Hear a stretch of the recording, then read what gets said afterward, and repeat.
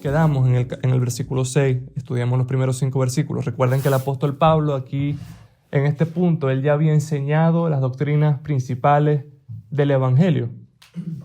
Él los había enseñado en los primeros capítulos como el hombre bajo la ley, sin Cristo, está bajo condenación. Recuerden la frasecita, porque bajo la ley o por las obras de la ley, ningún ser humano se justificará delante de Dios. Y eso a él le da lugar a iniciar con aquella doctrina de la justificación por fe y por fe sola. Que al poner nuestra fe en el Salvador, en el que murió por nosotros, en el que resucitó, entonces nosotros somos reconciliados con Dios. Y él luego empezó a explicar las implicaciones de eso. Entre ellas, que nosotros ahora estamos muertos al pecado. Entre ellas, que nosotros ya no somos esclavos del pecado.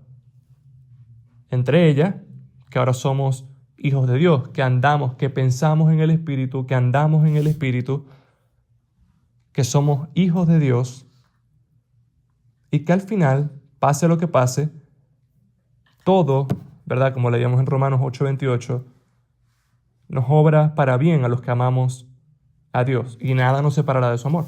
Ni la muerte, ni la vida, ni ángeles, ni demonios, nada. Nada. Y llegamos a esta parte en la cual él levanta una pregunta, o más bien se levanta una pregunta naturalmente acerca de Israel. Porque las profecías del Antiguo Testamento anunciaban de un Salvador que venía a salvar a su pueblo Israel, el Mesías. Él había sido ungido por Dios para salvar a su pueblo Israel. Y la pregunta sale porque la mayoría del pueblo lo rechazó. ¿Cuál es la pregunta? La pregunta es la siguiente. Si Dios había prometido que Él iba a salvar a Israel por medio de Cristo y la mayoría del pueblo de Israel se ha rebelado y no ha creído, entonces, ¿ha fallado la palabra de Dios? ¿Se equivocó Dios en lo que dijo o no pudo cumplir su plan perfecto? Y es aquí donde llegamos al versículo 6, pero vamos a leer desde el primero para el contexto. Dice, verdad digo en Cristo, no miento, y mi conciencia me da testimonio en el Espíritu Santo, que tengo gran tristeza y continuo dolor en mi corazón, porque deseara yo mismo ser anatema, separado de Cristo por amor a mis hermanos. ¿Quiénes son sus hermanos? Recordemos que Pablo es israelita.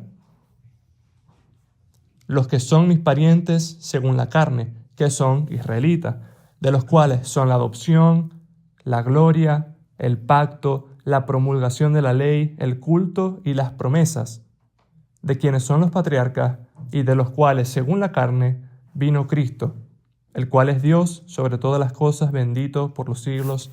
Amén. Y allí fue donde nosotros quedamos. Que Pablo tenía un continuo dolor en su corazón por sus hermanos. Y si recuerdan, ¿verdad? Nosotros hacíamos la aplicación de que nosotros como creyentes deberíamos tener dolor por las personas que son incrédulas, especialmente nuestra familia, nuestros parientes cercanos. Deberíamos sentir dolor por ellos y deberíamos ser movidos a orar por ellos y anunciarles el Evangelio.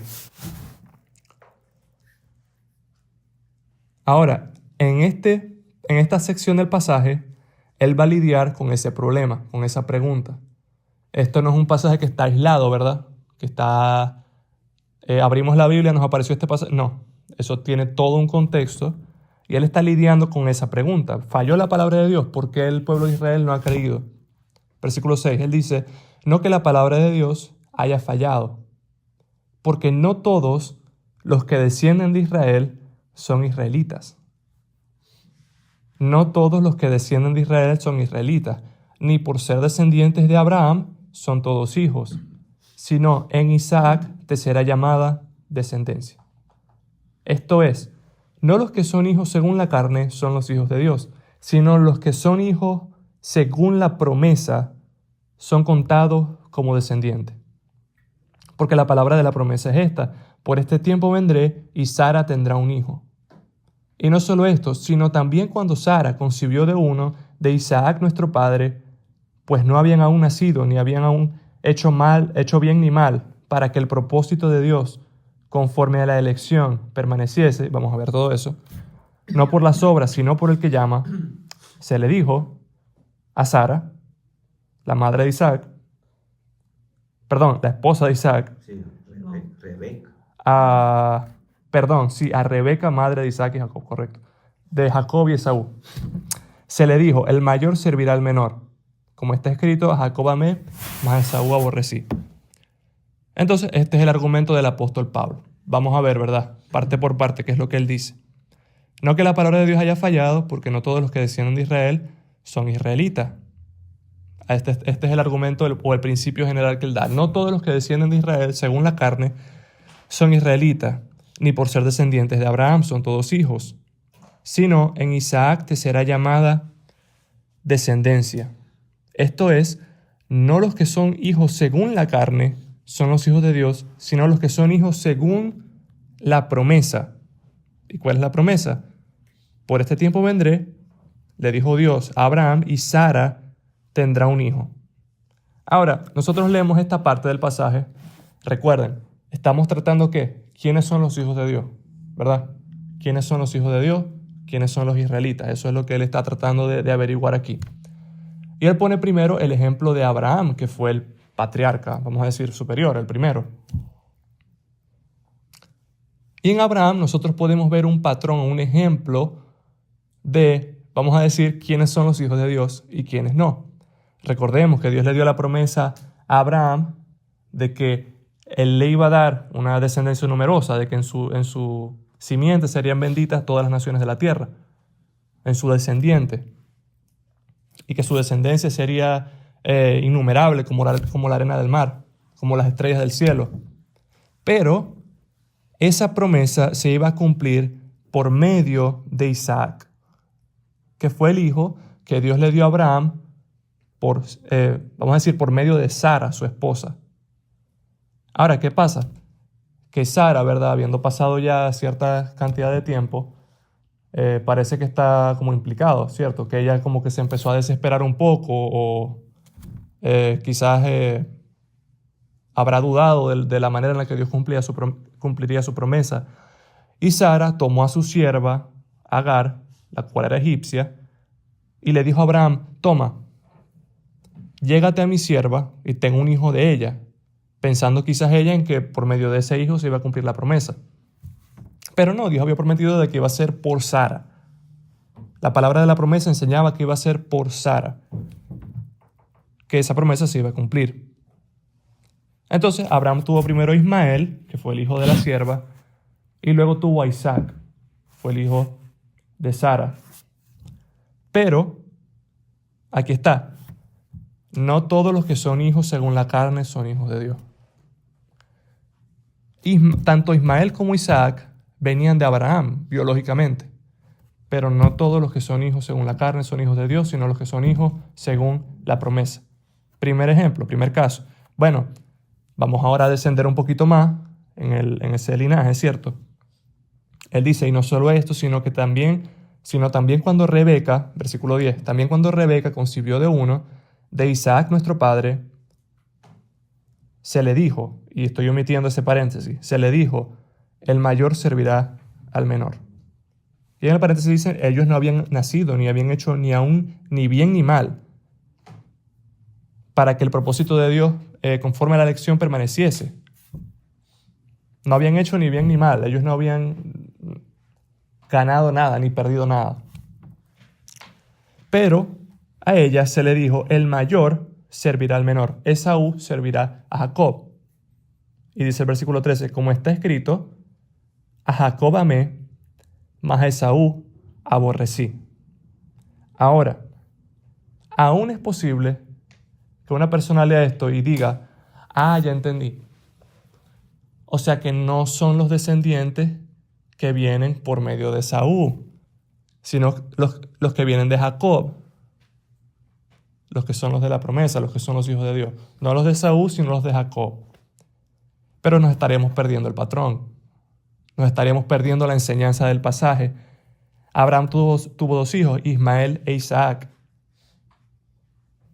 No los que son hijos según la carne. Isaac, por la promesa, por el propósito de Dios. Isaac tuvo dos hijos, Esaú y Jacob. Otra vez, no los que son hijos según la carne, sino los que son hijos según el propósito de Dios, según la promesa. Y ahora uno dice, bueno, ok, de Jacob, entonces todos los que vienen de Jacob son hijos de Dios. No, no todos los que son hijos según la carne son hijos de Dios, sino los que son hijos según la promesa. Y tampoco son los de José, y tampoco son los de Judá, y tampoco son los descendientes de David según la carne. No los que vienen de la carne. Es según el propósito eterno de Dios. Y él aclara, ellos no habían nacido, ni habían hecho ni bien ni mal, para que el propósito de Dios, lo que él se había determinado conforme a su elección, permaneciese. No por las obras, sino por el que llama. No por lo que ellos hicieron, no por lo que ellos ganaron, no por lo que Dios sabía que ellos iban a hacer, sino por su propósito, por su voluntad. Entonces, si algunas personas no creen, es porque simplemente no son hijos según la promesa. Ellos no están dentro del propósito salvífico o de salvación de Dios. Y por eso es que algunos o la mayoría de israelitas en este momento no creen. ¿Por qué? Porque no todos los que son según la carne son hijos de Dios, sino los que son según la promesa. Y la promesa, en la promesa de Dios, en el propósito de Dios, Él es soberano, en quien Él elige. Él, si hubiese querido, hubiera escogido a Ismael, pero Él quiso escoger a Isaac. Si hubiese querido, hubiera escogido a Esaú, pero Él quiso escoger a Jacob. Y Él luego va a dar un ejemplo, ¿verdad? Más adelante con un remanente en otro tiempo, con unas 7,000 personas que habían creído en un tiempo en el que la mayoría del pueblo también estaba descarriado. No solamente fue con Isaac, no solamente fue con Jacob. Ahora, fíjense el versículo siguiente lo que dice. ¿Qué pues diremos? ¿Que hay injusticia en Dios? Esa es una pregunta retórica, porque la respuesta es completamente obvia. No hay injusticia en Dios, para nada. Dios es justo, sea Dios veraz y todo hombre mentiroso. Pero, por naturaleza, y lo que algunos están pensando, ¿verdad? Y lo que algunos van a pensar quizás es, ya va, pero entonces, no fue por obra. Ajá, pero Jacob sí y Esaú no. ¿Y por qué? Pero es que eso es injusto, porque no les dio la misma oportunidad a ambos. Es que eso es injusto. Y es que uno, ¿verdad? Que tiene, especialmente los que, yo sé, los que son padres. Uno tiene 2 hijos y uno no le puede dar a uno una cosa y a otro, o no sé, hermanitos pequeños, lo que sea. Pero uno le va a dar un regalo a 2 niños, por ejemplo. Y uno no le puede dar a uno algo bueno y al otro algo malo, porque eso se consideraría discriminación y eso se consideraría injusto de mi parte. Entonces, por naturaleza, las personas al escuchar estas cosas, al escuchar la doctrina de la elección, que es lo que estamos viendo, van a decir, pero eso es injusto. Eso es injusto. Y aquí donde nosotros tenemos que aclarar algo. Él dice, vamos a seguir, ¿hay injusticia en Dios? En ninguna manera. Y la expresión allí en el griego es muy fuerte. Eso es que nunca sea así. O que ni Dios lo permita. Que jamás eso suceda. Versículo 15. Pues a Moisés dice, ¿por qué Dios no es justo? Pues a Moisés dice, tendré misericordia del que yo tenga misericordia y me compadeceré del que yo me compadezca. ¿Qué pasa con el concepto de la misericordia? Vamos a hacer aquí, ¿verdad?, una pequeña explicación. Si nosotros queremos, por ejemplo, dibujamos un círculo de la justicia. Aquí va todo lo que es justo. Todo lo que se considera justo y recto está dentro de ese círculo. Y lo que no sea justo está fuera del círculo. Ahora, ¿dónde está la injusticia? ¿Dentro o fuera del círculo? Fuera del círculo. La justicia fuera. la injusticia fuera del círculo. Ahora, pregunto, ¿la misericordia es justicia o no es justicia? No necesariamente. No necesariamente, ¿verdad? Porque la misericordia, por definición, es un acto de bondad, de compasión que yo le hago a una persona que no lo merece. O que de repente sí lo merezca, pero es tu voluntad hacerlo o no. En caso quizás no humano. Lo que pasa es que cuando nosotros hablamos en términos... Sí, cuando nosotros hablamos en términos de Dios, por ejemplo, que Dios tenga misericordia de mí, en ese caso nunca lo merezco. Porque Dios está lidiando con un pecador. Sí. Entonces, la misericordia no necesariamente entra dentro de ese círculo. Y lo podemos, ¿verdad?, poner en la categoría de no justicia. No justicia. Fuera del círculo. Ahora, pregunto, ¿es injusticia la misericordia? Si lo vemos del lado humano, quizás sí. Sí, Porque es algo de que, ok, esta persona hizo esto, hizo daño y Dios en su amor le dio misericordia y al no darnos lo que Exacto. sería justo, es injusticia. es una injusticia que nos conviene. Exacto. Sí, ahí es donde hay que hacer una por eso pongo tres categorías. Sí, es 9, porque si es a mí a la que me Una está vez dando yo la le escuché misericordia, obviamente es justo. decir a un primo, por cierto, que me dijo, Marita, Dios no es justo, es misericordioso. Porque si Dios fuera justo, pobrecito de nosotros. Sí. Lo que pasa es que por eso hay que hacer una distinción, ¿verdad? Con esa clase de cosas. Hacer misericordia no es injusto, es no justo. Es decir, cuando yo hago misericordia, yo no estoy tratando a una persona conforme a la justicia, es decir, conforme a lo que esa persona merece. Pero que yo haga misericordia y que yo tenga compasión de una persona tampoco es injusticia, porque la injusticia es algo malo. La injusticia es algo que sale, es algo que se opone, por definición, ¿verdad? Injusticia, a justicia, es algo que se opone, que está separado de la justicia de Dios. Y Dios no se puede contradecir, Dios es bueno, Él es justo. Él no es injusto al dar misericordia. Él puede tratarnos a nosotros no conforme a la justicia, que es algo distinto, sino conforme a la misericordia. Ahora bien, otra pregunta. ¿No tener misericordia es injusto? En la perspectiva de Dios hacia nosotros, nuevamente. No tener misericordia es injusto. Y la razón es que nosotros somos pecadores. Ahora, con esto yo les estoy diciendo, ¿verdad? Y esto implica que la misericordia es un acto que voluntario y no obligatorio. Porque no es injusto que yo no haga misericordia, pero tampoco es injusto que yo lo haga. Es un acto voluntario. Y si es un acto voluntario, entonces Dios puede justamente y sin violar su justicia, sin hacer injusticia, Él puede mostrar su misericordia a unos y a otros no. Él puede dar de lo que otros no merecen y darle a otros lo que sí merecen y ser justo completamente. De manera que, como dice Él, en ninguna manera hay injusticia en Dios. O sea, que si Dios escoge a uno y desecha a otro, Dios sigue siendo perfectamente y completamente y enteramente justo y misericordioso para con nosotros. No injusto, misericordioso para con nosotros. De manera que esa acusación se silencia, ¿verdad? Las personas que dicen, no, Dios, es que la elección, Dios no puede ser así, que Dios escoja a las personas. Y verdad, nosotros tenemos que ser humildes.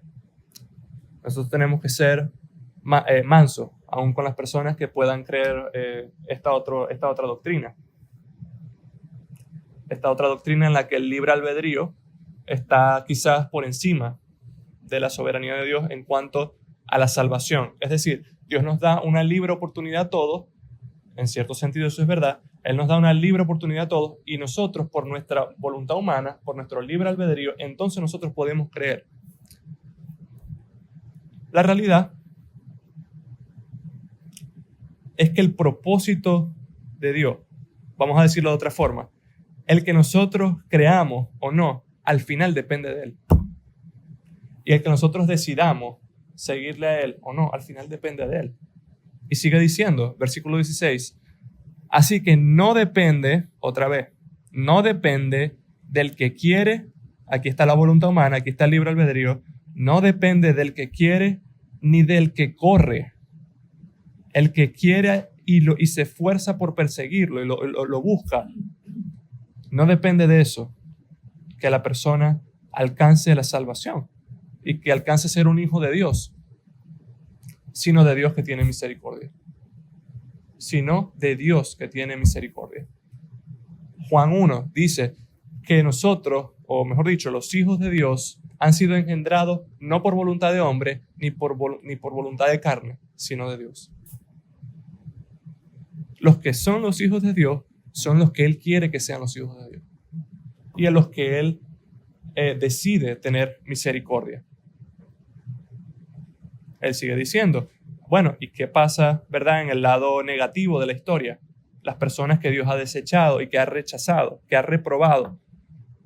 Versículo 17 dice, porque la Escritura dice a Faraón, para esto mismo te he levantado, para mostrar en ti mi poder y para que mi nombre sea anunciado por toda la tierra. Y esta fue la ocasión en la que Dios endureció el corazón de Faraón. Ahora, yo tengo que hacer una aclaración aquí con respecto a la historia de Faraón, que quizás ya casi todos la han leído, ¿verdad? Cuando Dios envía todas aquellas plagas a Egipto, Israel está bajo esclavitud, Dios está enviando todas esas plagas, juzgando al Faraón y a Egipto, mostrando su gloria y su poder, para luego sacar poderosamente, ¿verdad?, a su pueblo. Cuando Dios por medio de Moisés partió el mar en dos. Y aquí le está diciendo que Dios dice, para esto mismo te he levantado. Para esto mismo te he levantado. Es decir, tu dureza de corazón, Faraón, al negarme a mí, al no arrepentirte a pesar de todas las plagas, viene de mí. Yo te he levantado. Y aquí viene la aclaración que yo voy a hacer. Esta es una interpretación muy común. Hay personas que dicen que Faraón, él primero se endureció a sí mismo. Porque en el pasaje, si nosotros leemos, dice, y Faraón endureció su corazón. Y entonces, ¿verdad?, tras unas 3 ocasiones, o tras unas ciertas ocasiones, como él se había endurecido, entonces luego Dios endureció su corazón. Ahora bien, realmente, que nosotros digamos que primero fue Faraón y que luego fue Dios, directamente niega las mismas palabras de Dios. Y la razón es esta. Que Dios, antes de que Moisés hubiese ido a hablar con Faraón, él le había dicho, yo voy a endurecer el corazón de Faraón. Y leemos, ¿verdad? En la primera ocasión que el corazón de Faraón se endureció, vamos a buscarlo. Y la voy a ver, ¿verdad? Muy, muy brevemente.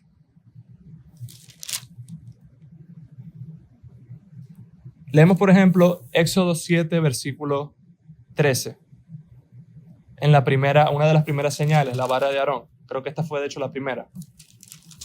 Éxodo capítulo 7, versículo 13. Ajá. Éxodo 7, 13. Y el pasaje dice, escuchen, y el corazón de Faraón se endureció y no los escuchó, como Jehová lo había dicho. Ahora, Dios no había dicho que Faraón iba a endurecer su corazón por sí mismo. Lo que Dios había dicho es, yo voy a endurecer el corazón de Faraón. Entonces, este pasaje, aunque no especifica y no usa la palabra Dios, está asumido que fue Dios el que desde el primer momento endureció el corazón de Faraón.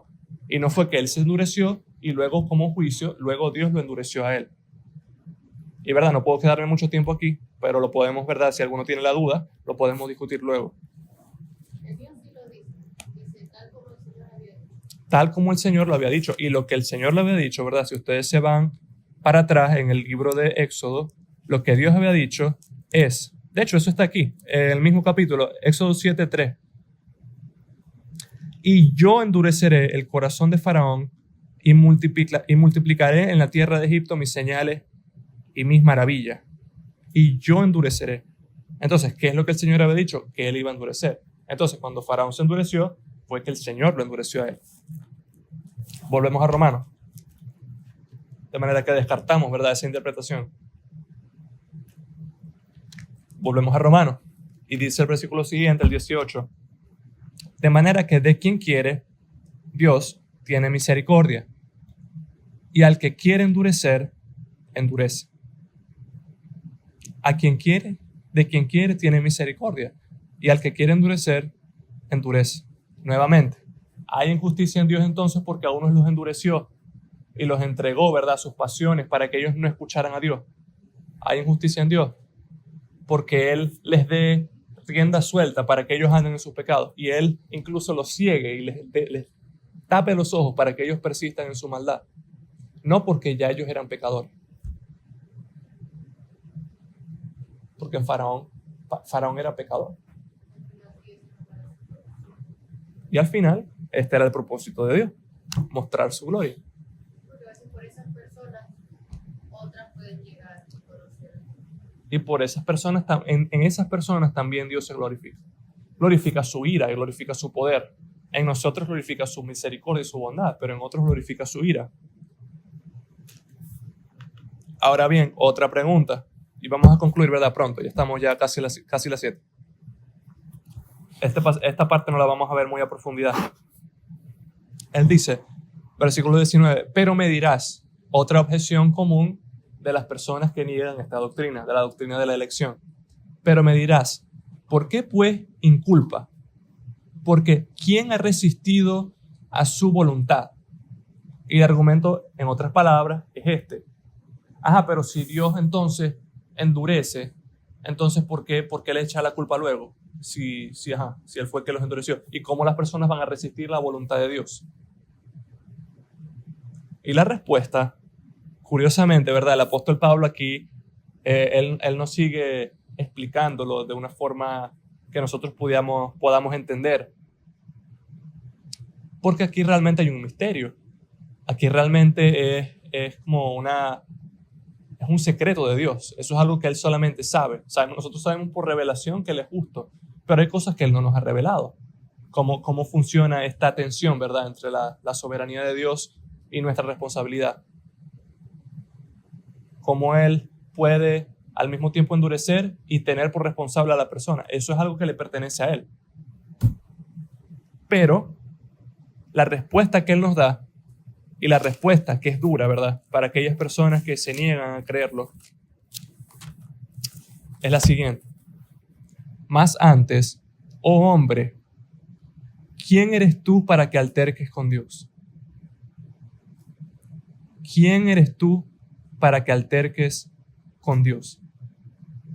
Y la respuesta a mí me recordó mucho a un pasaje que está en el libro de Job. Cuando Job, si ustedes recuerdan, él pasó por todo lo que él pasó, perdió todo lo que tenía, y él comenzó a contender en cierta manera con Dios. Pero cuando Dios le responde a Job, una de las cosas que le dice a Job es la siguiente. ¿Es sabiduría contender con el Omnipotente? ¿Es sabio pelear con Dios? ¿Es sabio? ¿Uno le puede responder una cosa entre 1000 a Dios? No. ¿Es sabiduría contender con el Omnipotente? El que disputa con Dios responda a esto. Y dice Job, he aquí que yo soy vil, ¿qué te responderé? Mi mano pongo sobre mi boca. Una vez hablé, mas no responderé. Aún 2 veces, mas no volveré a hablar. Y esa es la actitud. Cuando nosotros vemos algo que nosotros no entendemos cómo funciona en la Biblia y que somos tentados a cuestionar a Dios, ¿qué hacemos? Nos tapamos la boca. No volveré a hablar. Me callo. Sea Dios veraz y todo hombre mentiroso. Yo sé que Él es justo. Yo sé que Él es bueno, que Él es misericordioso y que Él tiene un propósito. Ahora, ¿cómo Él lleva a cabo todo este misterio y toda esta cuestión? Le pertenece a Él. Pero fíjense las palabras de Pablo. ¿Quién eres tú para que alterques con Dios? Tú eres un hombre, tú eres barro. Somos barro. Somos nada para contender con Dios. Y él dice, dirá el vaso de barro al que lo formó, ¿por qué me has hecho así? ¿O no tiene potestad el alfarero sobre el barro para hacer de la misma masa un vaso para honra y otro para deshonra? Imagínense, ¿verdad? Un alfarero, estoy haciendo 2 vasos y uno viene y me dice, pero ¿por qué no me hiciste pues, como para honra? Para beber, sino que me hiciste para lavar, no sé qué. Bueno, pero tú qué derecho tienes de decirme a mí qué es lo que yo voy a hacer con mi creación. ¿Quién eres tú para estarme diciendo a mí lo que yo voy a hacer y qué uso te voy a dar a ti? Nadie. Nadie. Versículo 22. ¿Y qué si Dios, aquí está, queriendo mostrar su ira y hacer notorio su poder, soportó con mucha paciencia los vasos de ira preparados para destrucción? Y para hacer notorias las riquezas de su gloria, las mostró para con los vasos de misericordia, que él preparó de antemano para gloria, a los cuales también ha llamado. Esto es a nosotros, no solo de los judíos, sino también de los gentiles. Esa parte no la vamos a ver, la entra ahí a otra cuestión. Pero fíjense el propósito de Dios, el doble propósito de Dios. En los incrédulos, en los endurecidos, mostrar su ira y mostrar su poder. Y en eso también Dios es glorificado, y Dios es exaltado y puesto en alto, y Dios es temido y es reverenciado por eso. Y en los vasos que Él preparó para gloria, Él glorifica su gracia y Él glorifica su misericordia. Esta doctrina, hay personas, e incluso les debo admitir que en ocasiones, incluso a mí, me ha ocurrido que he sido tentado a envanecerme, ¿verdad? A enorgullecerme. Porque yo digo, pero los otros están mal, los que creen otras cosas están mal. Eso está muy claro en la Biblia. Están mal, ¿verdad? Y uno se puede hasta exaltar. Pero el espíritu de esta doctrina es la gloria de Dios y la completa impotencia y la completa dependencia del hombre. Es decir, que esto a nosotros nos debe producir que nos humillemos delante de Dios. Que nosotros nos humillemos, porque ni siquiera la fe que nosotros pusimos en Él la produjimos nosotros mismos. ¿Qué tienes? Dice Pablo, 1 Corintios 4:7, ¿qué tienes que no hayas recibido? Y si lo recibiste, ¿por qué te glorías como si no lo hubieras recibido? ¿Qué tienes que no hayas recibido? Nada. Esa es la pregunta retórica otra vez. La respuesta es nada. Todo, la salvación, todo, la fe, la conversión, el bautismo en el Espíritu Santo, la perseverancia, la santificación, la glorificación cuando entremos a su presencia en el cielo. De principio a fin, todo es por la gracia soberana de Dios. Por su propósito, porque Él quiso. Porque Él te quiso tener a ti y a mí como hijo suyo y como heredero. Porque Él lo decidió así. Y más nada. De manera que no hay jactancia. Otra vez, aquí no hay soberbia. Aquí no hay orgullo. Porque todo lo bueno que pueda haber en ti te fue dado por la gracia de Dios. Otra aplicación es que como Dios mismo es quien se propuso desde la eternidad el salvarnos a nosotros, a su iglesia, entonces tenemos seguridad de que Él va a completar su obra. Y podemos, ¿verdad?, nosotros encontrar algunas evidencias en las Escrituras de que nosotros hemos sido escogidos. Dice 2 de Pedro, haciendo ciertas cosas, ustedes serán, vamos a decir, se van a asegurar de su elección. Si ustedes perseveran, si ustedes aman, si ustedes son piadosos, si ustedes se renuevan, ¿verdad?, en su entendimiento, ustedes ahí tienen una prueba de que son elegidos.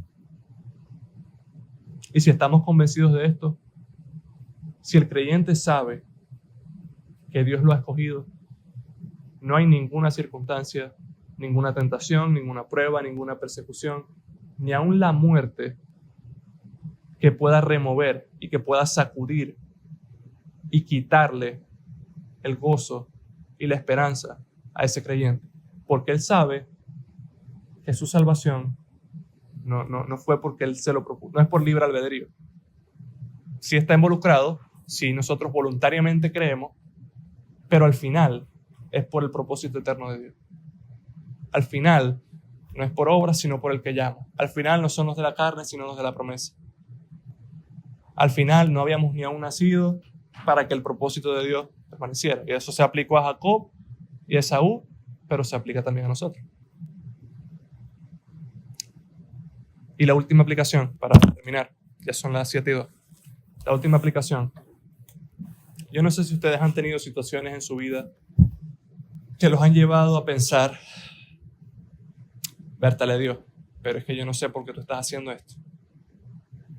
Esto no tiene ni el más mínimo sentido.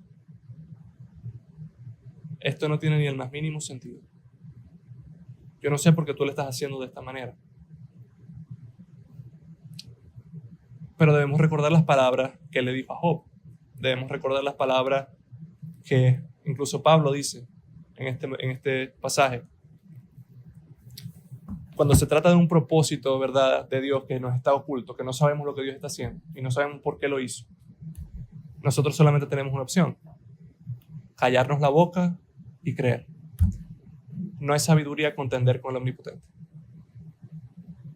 No es sabio altercar con Dios, porque nosotros no podemos responderle a Él una entre 10,000 cosas. Él sabe cómo hacer las cosas y nosotros, en nuestra mente limitada, en nuestro entendimiento limitado, lo mejor que podemos hacer es confiar en Él, en lo que entendemos y en lo que no entendemos.